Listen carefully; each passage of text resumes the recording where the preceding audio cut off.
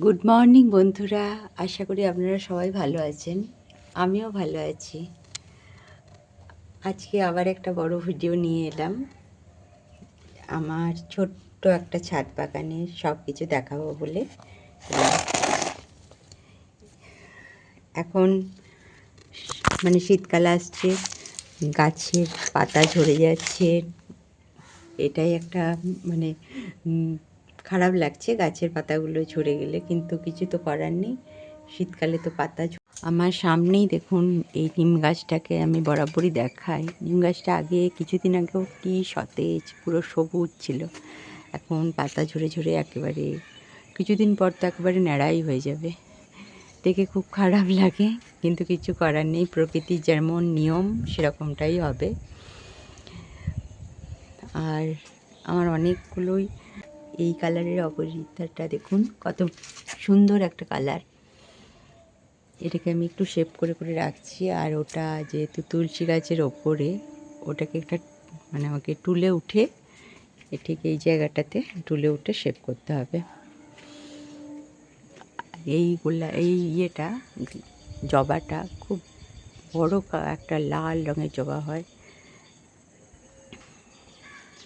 এর অপরাজিতার কালারটাও দেখুন, এটা ভায়োলেট কালারের অপরাজিতার কালারটা। এইটা কিছুক্ষণ আগে আমি অপরাজিতা গাছটাকে শেপ করলাম। আর এখানেই রয়েছে একটা ফলসা গাছ, একটা বস্তাতে, ওই চালের বস্তা এখন আপাতত দিয়েছি, বড় টবে ট্রান্সফার করব। এখানে রয়েছে পাতাবাহার। আর এইটা দেখুন, এই কাগজ ফুলের কালারটা, এটা তো খুব মানে কমন কালার, কিন্তু খুব সুন্দর মিষ্টি কালারটা। আমার 3টে কালার আছে। এই কালারটা প্রচুর হয়ে হয়ে এখন পাতার কালারটা ফেড হয়ে গেছে। তো এই আমার তুলসী গাছে এই মঞ্জুরিগুলো হয়েছে। মঞ্জুরিগুলোকে কেটে দিলে পরে গাছটা অনেক মানে হেলদি হয়। আমি যখন চান টান করে থাকি, গাছকে করতে আসি, মঞ্জুরিগুলো কেটে দিই। সব গাছই একটু ভালো করে শুদ্ধ হয়ে থাকলে ভালো হয়। তবে সবসময় হয়ে ওঠে না। অন্য অন্য গাছে হয়তো আমি এমনি হাত দিয়ে দিই, কিন্তু তুলসী গাছ বলুন, যেগুলো আমরা ঠাকুর হিসেবেই মানি, সেগুলো হয় না। আর এখানে দেখুন, এই বীজগুলো হয়েছে, বীজগুলো কেটে দেওয়াটা খুব দরকার, তাহলে গাছটা খুব ভালো গ্রোথ হবে।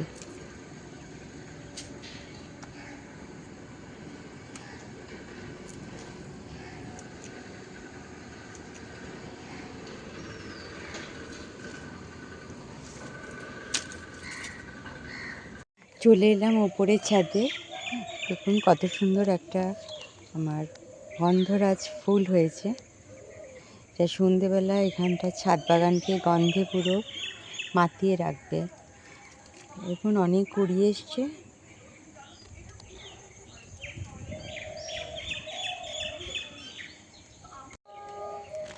এখানে আমার অনেক কটাই হয়েছে যে কুমড়ো ধরেছে।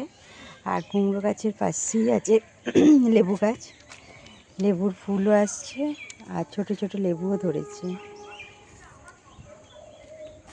এই গাছটাতে প্রচুর লেবু হয়। এইটুকুন ছোট গাছ হলে কী হবে, আগের বারে আমরা এই কিছুদিন আগেই মোটামুটি 70টা মতন লেবু হলো। আর লেবু গাছের জন্য মাছের আঁশ খুব ভালো একটা খাদ্য। মাছের আঁশ আমরা দিয়েছিলাম। আর তাছাড়া আমি সব গাছই এরকম সবজি যে ইয়েটা খোসাগুলো, ওগুলো রেখে দিই, সব গাছই দিয়ে দিই। এখানে আছে আমার মালবেরি গাছ, মালবেরি ধরেছে, এখন ছোটো ছোটো লাল লাল হয়েছে, এগুলো কালো হবে। দেখুন এখানে একটা কালো রঙের হয়েছে।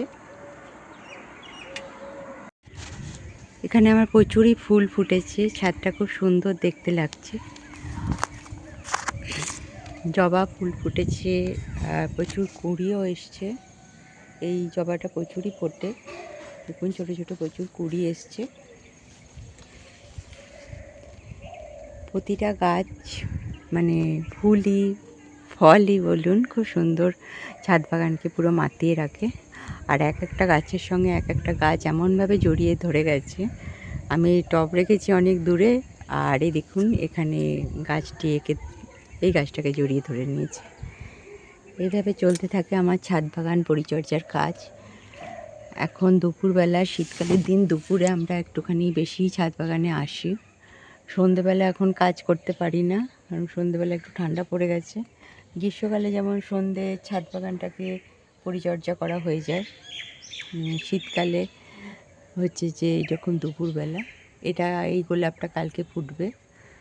এবার তো গোলাপের সিজন আসছে, প্রচুরই গোলাপ ফুটছে। আর আমি এখন এসেছি যে কুড়িগুলো যেগুলো এক্সট্রা হয়ে গেছে, যেমন এখানে রয়েছে, এগুলোকে কেটে দেওয়ার জন্য। তো এই ভিডিওটা একটুখানিক্ষণ করে নেবার পর আমি যা যা আমার ছোটো ছোটো কাজ আছে, নিচে এক্ষুনি তুলসী গাছের মঞ্জরিগুলো কেটে দিলাম। তো এখানেও সেরকম কিছু কিছু কাজ আছে ওপরে, অল্প স্বল্প কাজ করে চলে যাব নিচে। নিচের বাগান আগেই সকালে ঘুরে এসেছি, ভিডিও করা হয়ে ওঠেনি। দেখুন আমার একটা ছোট্ট পেয়ারা গাছে, এটা কলমের পেয়ারা গাছ, একটা ছোট্ট পেয়ারা ধরেছে। আরও পরিচর্যা করতে হবে, করলে পরে অনেক ফলই পাওয়া যায়। দেখুন এখানেও একটা ধরেছে। কলমের গাছে খুব তাড়াতাড়ি ফল হয়ে যায়। এখানে অনেকই আমার কলমের গাছ আছে। এই চালতাটা যেমন কলমের। এখানে একটা, আসলে সব গাছের নাম সবসময় মনে পড়ে না, সংসারের চাপ সব কিছু নিয়ে মাঝে মাঝে গাছের নাম ভুলে যাই, আবার পরে মনে আসে। এখন আমার ছাদ বাগানের সমস্ত বন্ধুরাই আপন হয়ে গেছে। এতদিনে অবশ্যই আপনারা বুঝে গেছেন। আমি পরে আবার পরের দিন গাছের নামটা বলি। এটাও যেমন একটা মালবেরি গাছ, আর এখানেও আমি একটা ফলসা দিয়েছি। ফলসা গাছ আমার খুব প্রিয়। আর এগুলো সব কুমড়ো হয়েছে, লাউ হয়েছে, কতগুলো খেতে পারবো জানি না। এখন এদেরকে পরিচর্যা করতে হবে, অনেকই পরিচর্যার দরকার। এখন এখানে কুমড়ো ধরেছে, এখানে হচ্ছে আমার কুমড়ো ধরেছে। আর এদিক ওদিক আমার পড়ে আছে ড্রাগন ফলের চারা কারোর দরকার হলে আমি অবশ্যই দিয়ে দেবো। আমার ড্রাগনটা একদম পাকা, ভেতরটা পাকলে পুরো লাল হয়ে যায়, প্রচণ্ড অসম্ভব রকম মিষ্টি। এটা হচ্ছে গুলঞ্চ গাছের পাতাটা ঠিক পান পাতার মতন দেখতে। এদিকে উঠে গেছে, গুলঞ্চ এদিকে ধরে ধরে চলে এসছে। দেখুন ড্রাগন এদিক সেদিক প্রচুর হয়েছে। আর এই ড্রাগনটা আমার ফল দিয়েছিল। আমার ছাদ বাগানে কিছু কাজ এখনও বাকি আছে, মিস্ত্রি পাচ্ছি না, মিস্ত্রি পাওয়ার অভাবে কাজ খানিক দিন পিছিয়ে আছে। বাগানটা খুব সুন্দর, যেমন মনোমতন চাইছি তেমন করে ফেলতে পারলে খুব ভালো লাগবে। এখানে উচ্ছে গাছ হয়েছে, এই উচ্ছে ধরেওছে। আর এখান দিয়ে লাউ গাছটা গেছে। এই কাঠচাপাটার ফুলটা পুরো লাল হয়। এখন তো কাঠচাপার সময় নয়, এখন ফুল ফোটেনি। এখানে কিছু আমাদের হচ্ছে যে গাছ, বাঁধাকপি, ফুলকপি এগুলো লাগানো হয়েছে, দেখা যাক কী হয়। এদিক সেদিক অনেক গাছ হয়ে আছে, গাছগুলো সুন্দর করে সাজাবার ইচ্ছা আছে। ঠাকুর যবে সাথ দেবে তবেই হবে। তো আজকে একটা ছোট্ট ভিডিও করে আমি আমার বাগান দেখানোটা শেষ করলাম। সবাই ভালো থাকবেন, সুস্থ থাকবেন। দেখা হচ্ছে পরের আবার একটা নতুন কোনো ভিডিওর সঙ্গে।